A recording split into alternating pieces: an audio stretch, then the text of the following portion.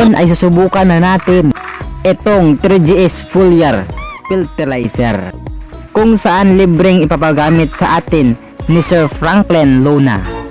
So ang una kong ginawa dito ay pinapaliwanag ko kung ano itong 3GS Foliar Fertilizer. So bali nga pinapaliwanag ko dito na ang paggamit ng 3GS Foliar Fertilizer ay bago ipaparotor ay kailangan muna isprihan ang ating pagsasabuyan ng palay. So kung napapansin nyo sa aking likuran ay talaga namang tapos na, ngunit handa na po yung ating kalabaw at planer dyan. Kasi kahit na huli ang paggamit natin ng foliar ay okay lang, kasi mahalo pa din yun sa lupa, kasi ilang ulit pa rin yan i-planer. So bali before rotor ang paggamit itong Green Cap Foliar Fertilizer ay 100 ml lamang. So bali ang ginawa ko dito ay nag-scoop ako ng isang 100 ml. So bali isang tangki na yan. So dito nagtitimpla na kami.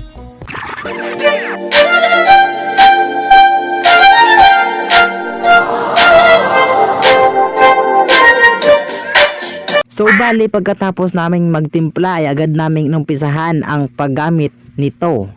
So bali pinadalhan nga pala tayo ng dalawang 3GS Foliar, kung saan yung Green Cap at saka Red Cap na gamitin naman natin dito sa ating 1 hectare na palayan.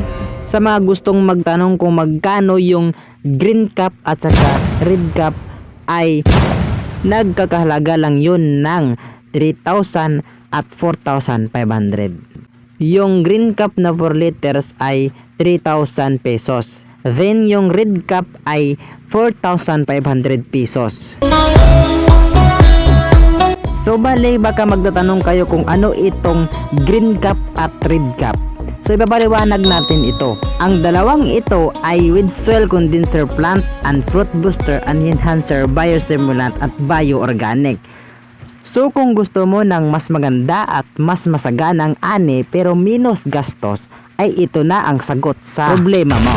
So dahil libreng ipinagamit sa atin ito, ay gagamitin natin to sa simula hanggang tayo ay makapag-harvest.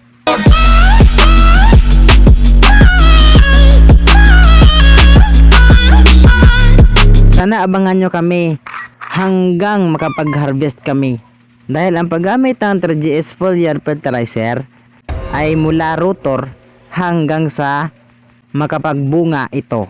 So sa next video lang natin ipapaliwanag kung paano gamitin itong 3GS Foliar Fertilizer, na kung saan sa 5 to 7 days ulit tayo makapag-spray nito after natin makapag-spray na para sa damo, na kung saan yung Green Cap lang muna ang gagamitin natin hanggang sa 5 to 7 days yung ating palay. Then kapag bubunga naman ito ay doon na tayo mag-a-apply ng Red Cap. So bali kung magtatanong kayo kung anong days at mga araw ito ginagamit, ay ang pag-spray po nito ay sa umaga lamang po at sa hapon. So anong araw nga ba, ay yun ang abangan ninyo sa next video natin. Kasi doon ipapaliwanag ko hanggang sa simula at anong mga araw pwede tayo mag-spray ng Green Cap at saka Red Cap.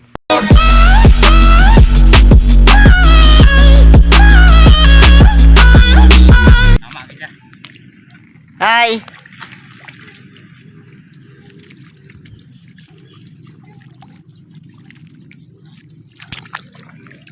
Natatamaan ako guys, oh. Yun. Si Ka Vincent. Si Ka Janjan. Nga pogi, nga gwapo. Sa mga hindi pa nakapalo ng ating video, mag-follow na at paki-share and like ang video ito. Oh, ang i-share not.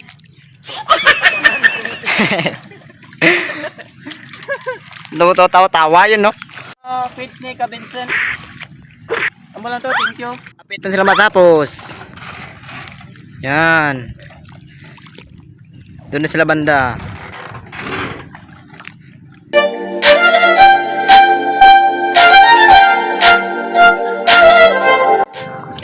So yun guys, no, ay malapit natin matapos itong 1 hectare na to. Isang kahon na lang yung natira dito sa kabila, kasi yung doon ay natapos na. So doon sa likod ko ay tapos na guys. Then dito na lang sa kabila. Ito yung ating videographer ngayon, no.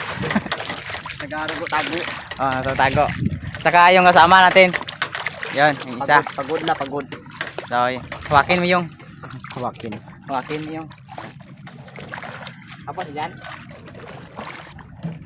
Ubos na na. So, yes ah. Yung sprayan natin guys, malapit din matapos. So magtimpla tayo ulit. Hati lang. 2 kabo lang dyan. Ito, sindro. Okay na siya. So yun guys, ipinagpatuloy natin yung natitira. Nakatimpla tayo ulit. Ito na yung panghuli.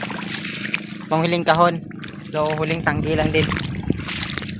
So mag-spray tayo ulit after 5 to 7 days na yung palay natin.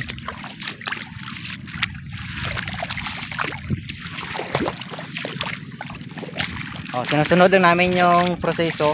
Ngunit bago sana ma-rotor, pero ang problema malalim kanina yung tubig. Pero okay lang din kasi handa naman yung kalabaw natin sa cleaner. Mahalo din yung ating hilo.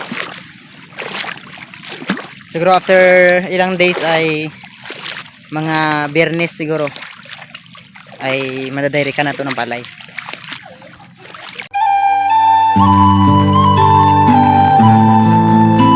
At yun ay malapit na natin maubos itong 1 hektar.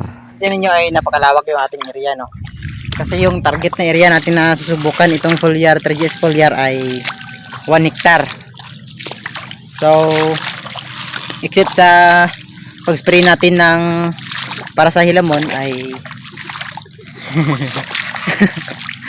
Para sa damo? hilamon. Damo pala. Kaya para sa hilamon ay damo.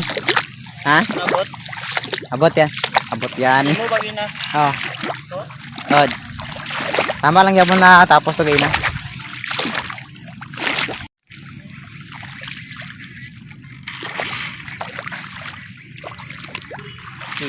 So, parang kilid yan ha.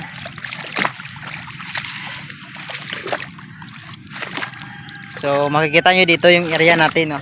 Tapos yung sa kabila hindi pa yan na bao. Ano yan? Dumidiskarte sinsan, no? Kanina pa horizontal, ngayon pa vertical. Ano ba?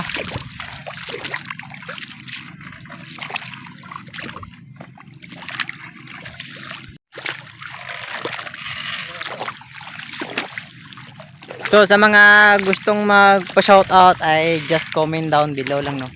Kasi lahat naman ng comment niyo ay nababasa ko yan agad-agad. Kung hindi man ay few weeks ago pa ay mababasa ko yan.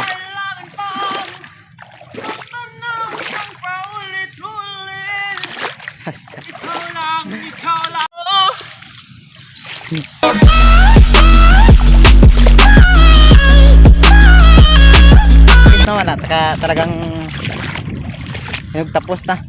Hinugtapos. Nakatapos na talaga to. So panghuling video na natin to, no.